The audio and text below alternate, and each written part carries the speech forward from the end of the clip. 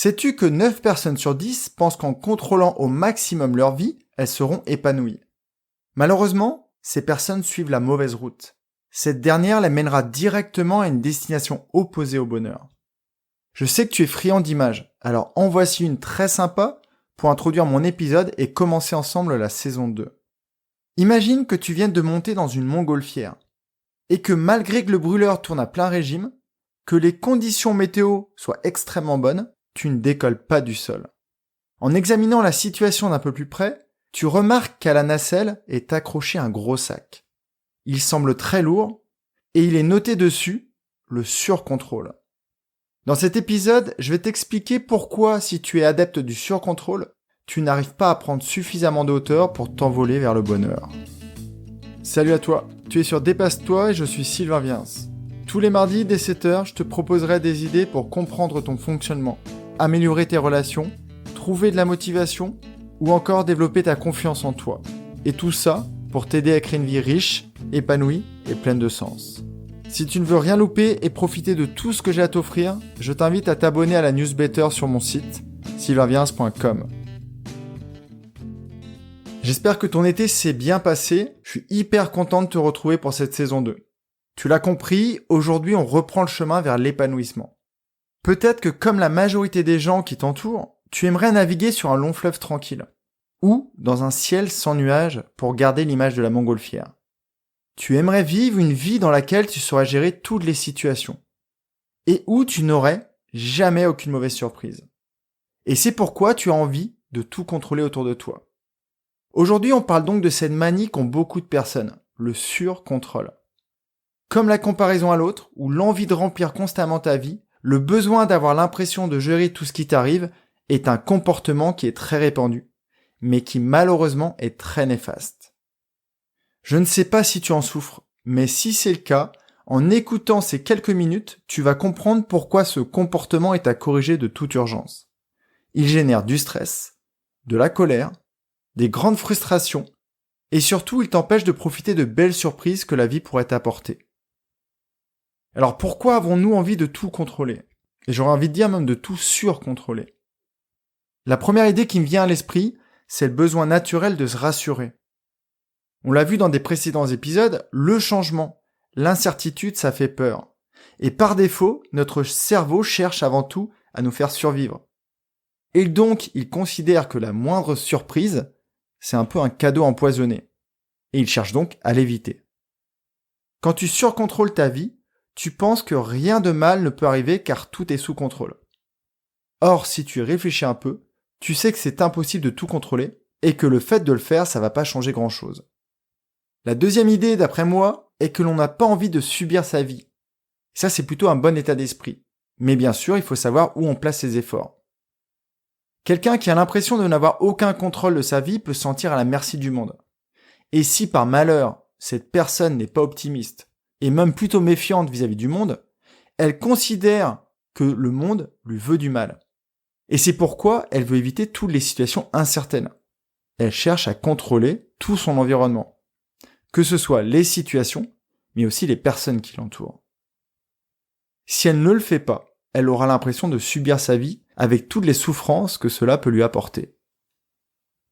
Si tu m'écoutes, tu peux te demander, c'est bizarre, Sylvain nous parle souvent de responsabilité, donc c'est plutôt pas mal d'avoir cette envie de contrôler sa vie. Ici, la nuance est très fine. Elle se situe au niveau de ce que tu veux et ce que tu peux contrôler. Contrôler ton alimentation, contrôler ton sommeil, contrôler tes habitudes, c'est vraiment une bonne chose, car en faisant ça, tu contrôles ta vie. Tu exerces un contrôle volontaire et interne sur toi. Après, juste un petit bémol, il ne faut pas non plus que ce contrôle devienne problématique et qu'il se transforme en exigence extrême. Mais dans cet épisode, je te parle de contrôle externe.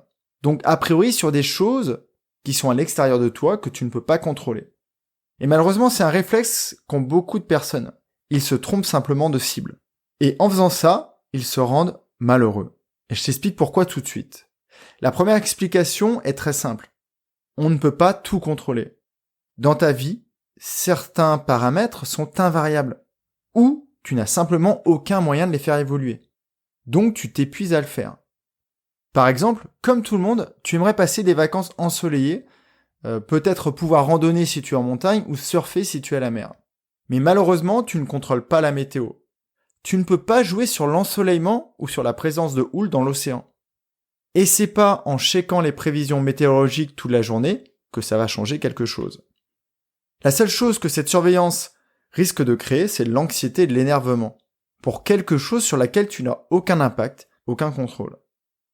En revanche, ce que tu peux contrôler, c'est peut-être d'avoir une tenue de pluie dans ton sac, pour cette randonnée, ou d'avoir un bon bouquin pour patienter sur la plage, tant que la houle ne s'est pas réveillée. Donc cette envie de contrôler des choses sur lesquelles tu n'as aucun pouvoir crée de l'anxiété, du stress et de la frustration. Un autre problème de ce surcontrôle, c'est que ça rend perfectionniste et que la moindre décision est un calvaire. Si tu veux faire quelque chose ou décider de quelque chose et que tu veux que ce quelque chose soit parfait, souvent malheureusement tu ne feras rien.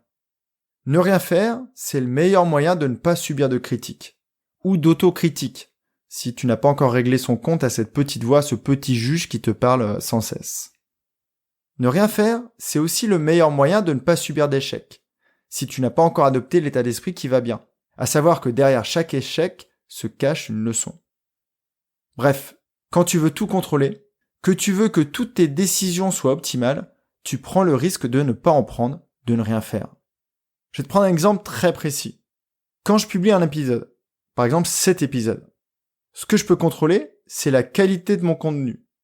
C'est la vitesse de ma voix. J'espère que je parle pas trop vite. Je peux aussi contrôler la longueur de l'épisode. Ou le design de ma jaquette. En revanche, je ne peux pas contrôler le nombre d'écoutes. L'idée que tu vas t'en faire. Peut-être ton envie de m'écouter jusqu'à la fin. C'est vraiment important de comprendre tout ça. Le troisième problème que ce surcontrôle peut générer dans ta vie, c'est des conflits avec ton entourage. Je t'ai déjà dit plusieurs fois qu'il ne faut pas chercher à faire changer les gens. Tu peux être un modèle pour eux et leur donner envie de changer. Tu ne dois pas essayer de les modifier pour qu'ils correspondent à ce que tu aimerais qu'ils soient. Imagine que tu aies ce comportement de vouloir contrôler les autres. Et là, tu te retrouves face à deux cas. Le premier cas, ils font réellement ce que tu leur as demandé. Tu as donc réussi à ce qu'ils réagissent de la manière dont tu voulais.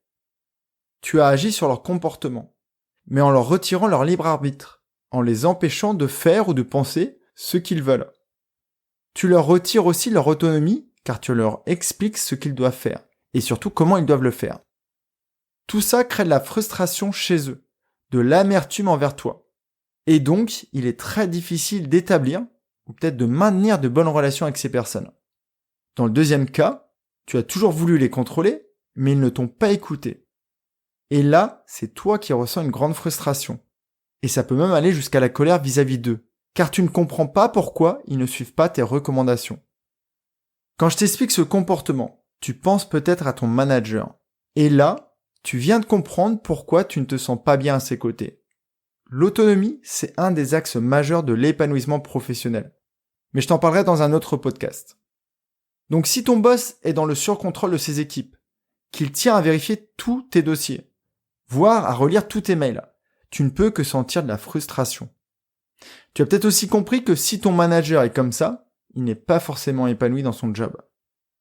Maintenant, si c'est toi le ou la manager, tu viens peut-être de comprendre pourquoi tu n'arrives pas à déléguer. En fait, déléguer, ça te donnerait l'impression de perdre l'emprise sur la qualité des tâches dont tu te penses responsable. Quand tu contrôles les personnes autour de toi, même si cette phrase peut te paraître violente, tu ne leur fais pas du bien. Tu ne t'en fais pas non plus, même si ton intention est bonne, et là-dessus j'ai aucun doute. Tu as sûrement déjà entendu cette petite voix en toi. Tu fais ça pour lui et il se met en colère. Il ne comprend rien.